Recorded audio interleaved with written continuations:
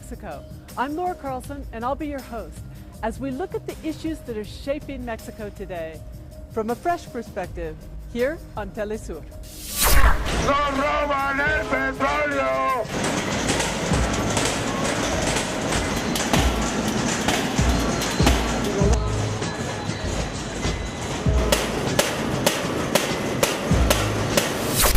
Today we're going to be looking at the reforms to the energy sector, Mexico's greatest asset. The constitutional reforms and the implementing legislation have now been passed into law. For the first time since 1938, when the oil sector was nationalized, foreign oil companies will be allowed to participate in the exploration, development, and exploitation of Mexico's oil, gas, and electricity sectors. To talk about the historic changes in Mexico's energy industry, we're very fortunate to have with us today Senator Manuel Bartlett. Thank you very much for being with us, Senator. Muchas gracias a ustedes. Senator, this reform has been controversial from the very beginning. What do you think, now that it's passed, will be the major impact of the reform? Bueno, The issue of the reform has been so discussed and controversial. But the controversy has been superficial. It's a reform that affects an entire ideological, political, and geopolitical vision in Mexico. That's why it's an issue of an enormous importance. The result of the reforms that they passed with their implementing legislation, what do you think are the main points that will affect the future of Mexico? Bueno, digamos que el petróleo. Well, let's say oil and electricity and energy are vital for any country. And after Mexico has had the political and technical possibility and the capacity to maintain total control of its energy, to enter into a free market regime in something so important for the country, we don't consider it positive for the solidity and the autonomy of Mexico. What kind of controls does Mexico lose with this reform in terms of planning and the exploitation of its natural resources? Como sabemos, Well, as we know, in the world today, the rules of the free market establish a series of limitations for governments. Mexico maintained an energy reservation clause in the free trade agreement with the United States and Canada. By having this reservation, the Mexican government reserved total and absolute control of its energy sector, which it considered strategic. By removing from the Mexican Constitution state exclusivity in the management and exploitation of hydrocarbons and electricity, automatically they go into the free market. And in the free market, there are very strict rules regarding foreign investment that prohibit the state from having control and direction of their energy, like it had before the constitutional reform. So it loses control, and we enter into a regime where everything is negotiations, contracts, etc. So the two largest companies in Mexico, the first and second, Pemex and the Federal Energy Company, will be transformed into smaller companies with different rules that have been dictated, without a doubt, by the OECD. Pemex ceases to be the company that we've had and is converted into a company that it's said is under a corporative government. And that means a series of limitations and structures of private rights. So it's a total transformation that affects the possibility to manage energy in this country in a sovereign way. La posibilidad de manejar soberanamente la energía en este país. That's a major change. Well, the government's been very careful not to use the term privatization, but opponents say that this will, in effect, be a privatization. Do you think it's a privatization of Pemex? Bueno, yo creo que es más que una privatización, es una It's more than a privatization. It's a denationalization of oil and an opening to foreign investment and an opening to the huge transnational oil companies. So they hide this concept. The president just presented, for example, his program and signed the secondary laws. He didn't even mention the word foreign. It wasn't mentioned at all. And the word privatization isn't used either. It's called private participation in exploitation of oil and electricity. There's a very clear reason for that. The president knows that the Mexican public opposes it, and so he doesn't mention it. The association with transnational companies isn't mentioned. All this has significance. Why does the president hide it and not talk about it? And all of his cabinet as well? Because there's a very clear conviction in Mexico on the need to maintain energy and the conduction of this country independent of North American interests. Well, there's a historical backdrop to this. In 1938, oil was nationalized, because there was a perception that transnational corporations were looting Mexico and taking its most important natural resource. Can we expect a different result now with the entry of transnational corporations in the oil industry? ¿Por qué íbamos a tener una posición distinta? Why would we have a different position? The world has changed, they say. The transnational companies have changed. Transnational oil companies are different. Or are they the same? Or are they worse? Transnational oil companies are major powers. They have huge economic and political influence, much more than many states and governments. In this context, to think that we are going to have control of transnational corporations, like they tell us, is false. Nowhere in the world are they controlled, not even in the United States. Not even the United States. So the presence of transnational oil corporations in Mexico has a deep impact in terms of power and sovereignty. Senator, I want to talk more about this very important point. But first we'll go to a short pause.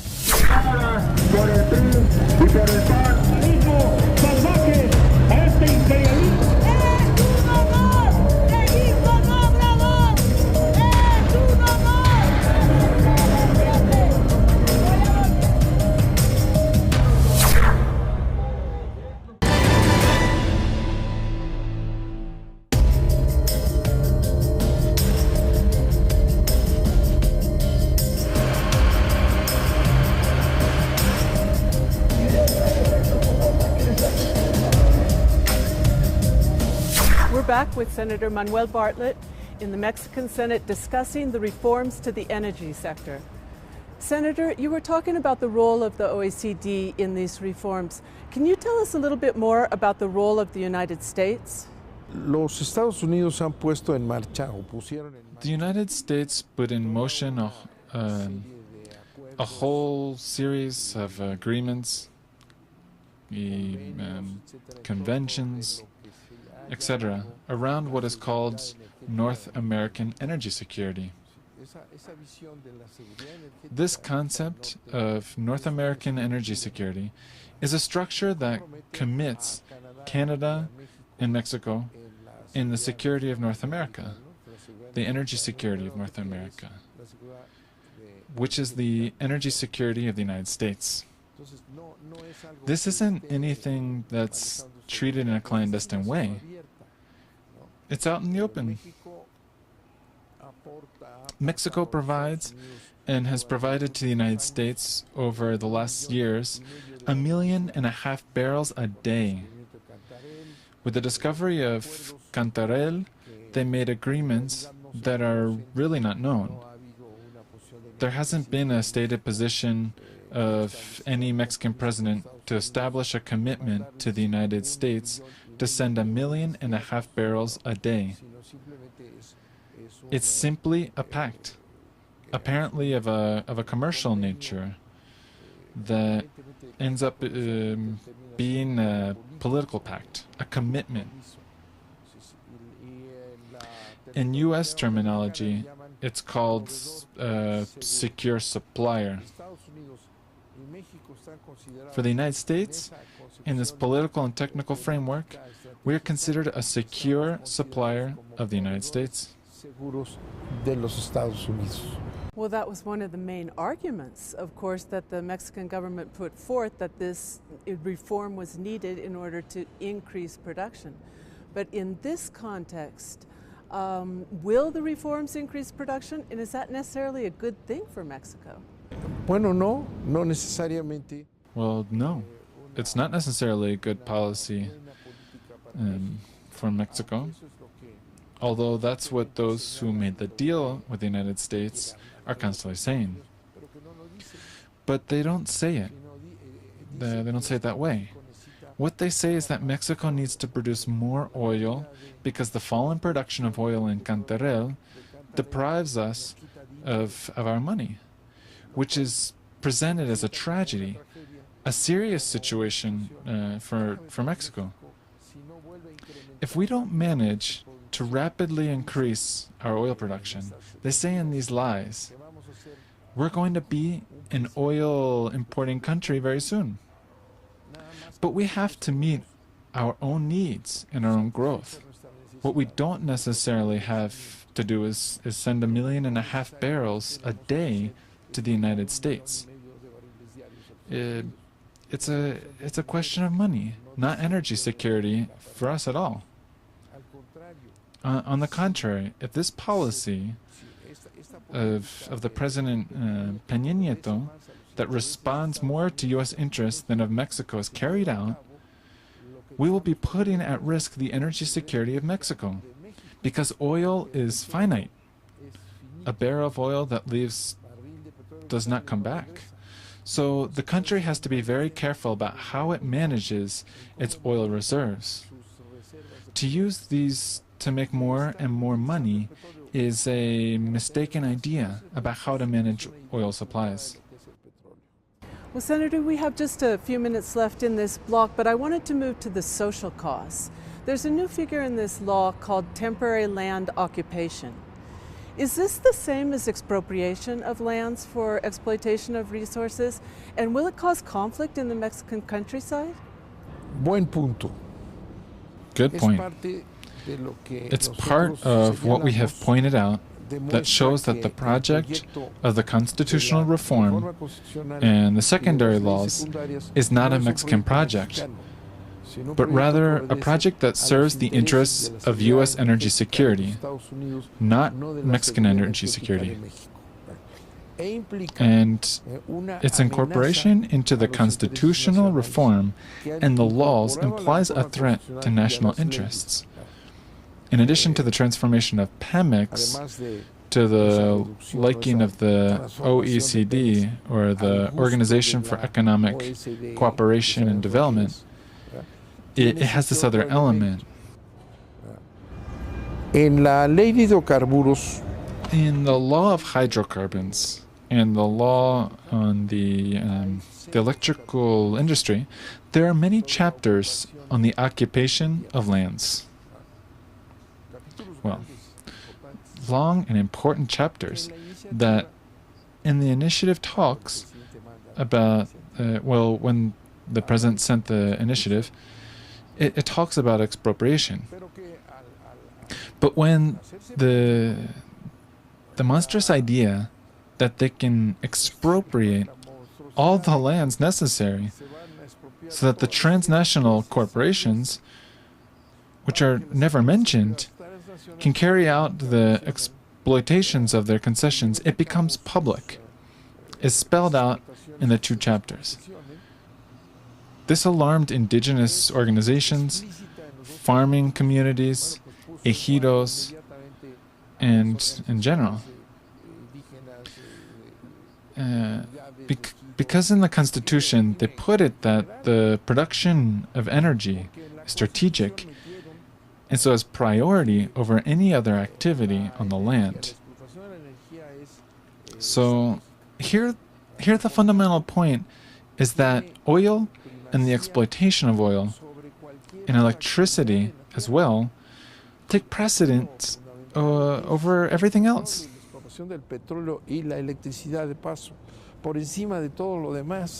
Senator, I'm going to have to stop you there and talk about some of those protests that are coming up as a result of this very sensitive clause in just a minute. We'll take a short break now. El día de hoy, mexicanos y mexicanas, con los cerca de 8,000 millones de habitantes.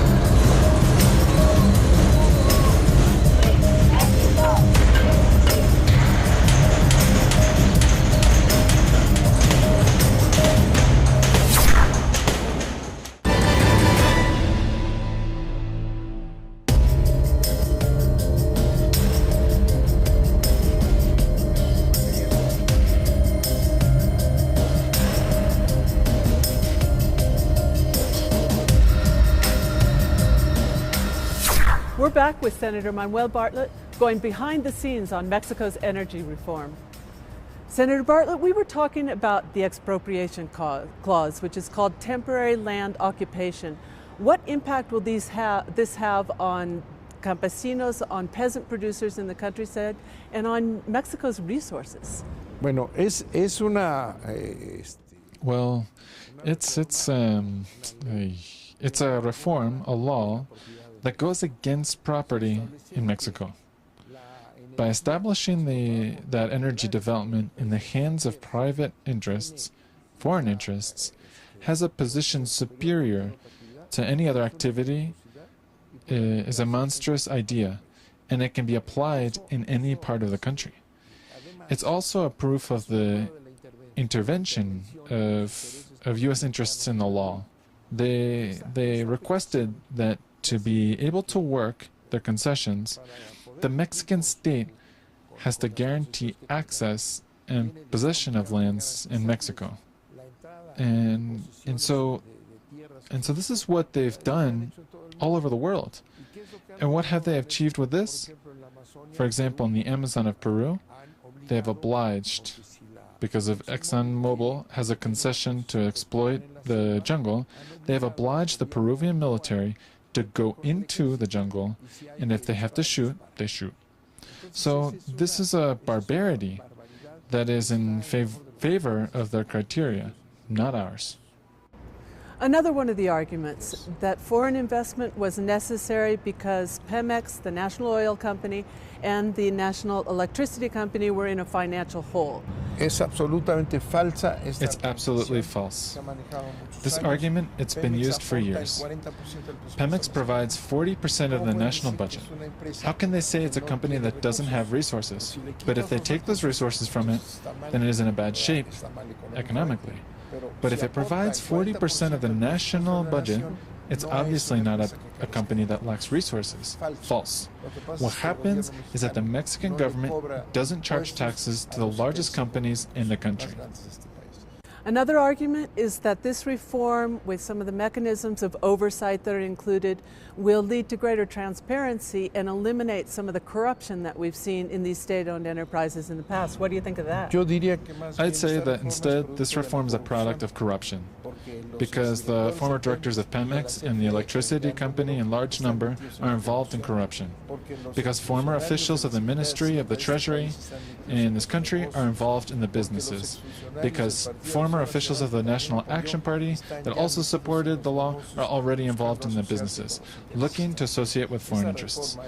This reform, instead of benefiting Mexico, is benefiting the corrupt interests of government of the past years. We're back in the Mexican Senate with Senator Manuel Bartlett talking about Mexico's historic energy reform.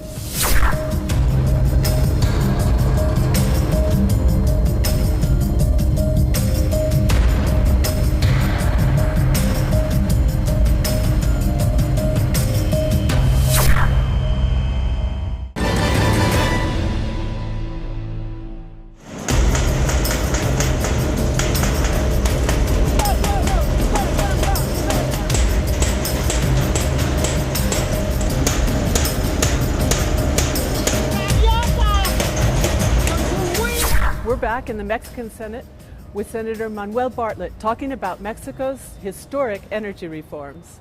As consumers, we've been told that these reforms and these legislation to back it up will lower prices for consumers at the gas pump and on our electricity bills. Will we be able to see that kind of lower prices in the future? Well, now they say they didn't say what they did say, that the price of gasoline would go down. Now they say they never said that, but that gas would go down and electricity would go down. These are demagogic measures to hide the truth of what has happened in this country. It will be in 5 years? 10? When will it be? For example, that electricity rate will go down. We've heard this lie in all the privatizations of Latin America, and they never go down. Because the electricity companies that come in, what they want is to make more money, not subsidize or support the populations. It's a scam in all of Latin America. Another one of the arguments is that the sector will be more modern. And in fact, this reform forms part of a package of reforms that was put forth by the Peña Nieto government. This is kind of the crown jewel of those reforms.